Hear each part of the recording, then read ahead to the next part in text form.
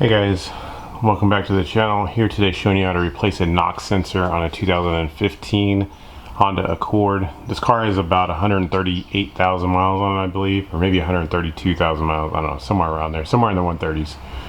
But I did get a code P0328, which is for a bad knock sensor. Unfortunately, the knock sensors on these cars are on the back of the motor, underneath the intake manifold, kind of just to the right of the starter. It's going to be hard for me to get the camera angle to show you guys, but I'll do my best to try and get you a decent angle to where you can see how to get it. It will require a 12 millimeter socket. I am using a 3/8 ratchet, just a regular ratchet, and a normal short 12 millimeter socket, and I'm able to kind of maneuver around to get it loose. I did test to make sure I can get that wrench on there before I told you guys that. However, you can use whatever method you would like to try and get to it. You can clearly see it, it's just a matter of trying to get at it is the hard thing, and the bolt is kind of tight. So yeah, let me just go down there and show you where it's at. I suppose I should show you what the part looks like before you go down there. This is a knock sensor. The bolt goes straight through the middle. There's just one connector on the side. It's just a tab that you're gonna just squeeze and pull off that way. But if you're laying under the motor and looking at this, it'll be on the motor just like this. And this is how it's oriented. So let's go down there and I'll show you what it looks like. So this is the oil drain pan right here that I'm looking at. You can see the oil drain pan. If you just look kind of straight up from there, you can see where the knock sensor is. You can see I got my wrench on it. I'll try and get you, there's the axles right there. And you can see my wrench is just on the knock sensor. Just back there, I'll try and zoom in on it. Just back there. So you can see I have a normal 3/8 ratchet with the 12 millimeter, and then there is the connector just to the right.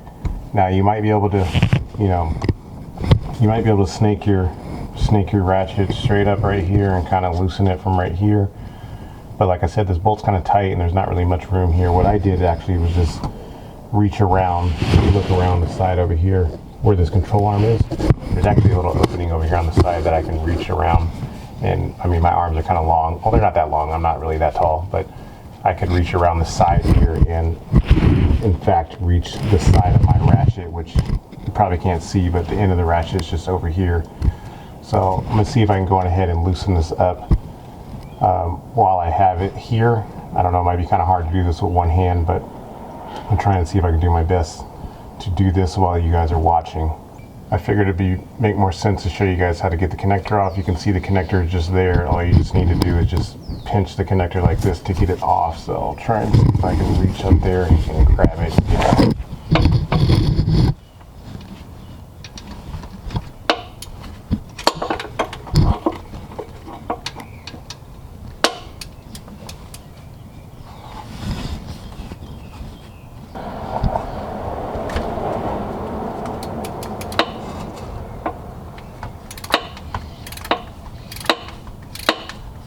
Alright, I got it loose.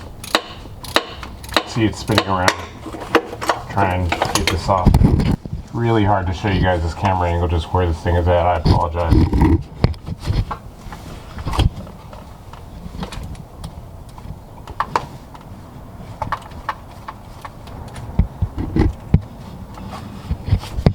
Okay, there it is. Got it off the bolt.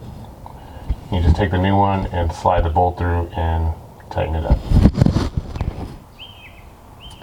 Alright, you can see I started the new knock sensor in there by hand, and just get your ratchet and tighten it back up and then reconnect the connector. There really isn't too much to this job, so this will be a pretty short video, and honestly it's just too hard to even get a camera in here to show you where it's at or show you how to get it off. But fortunately you should be able to figure out how to get it off by just me showing you where it's at here in the back of the motor.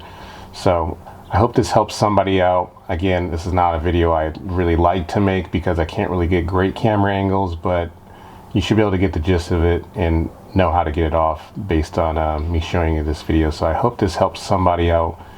If you have any comments or questions, just ask them in the comment section below. If it's your first time to the channel, appreciate you stopping by. I do have another video I just put up showing how to do the valve cover gasket on this same motor, so definitely go check that out. And don't forget to hit the subscribe button on the way out, and I'll see you guys on the next one.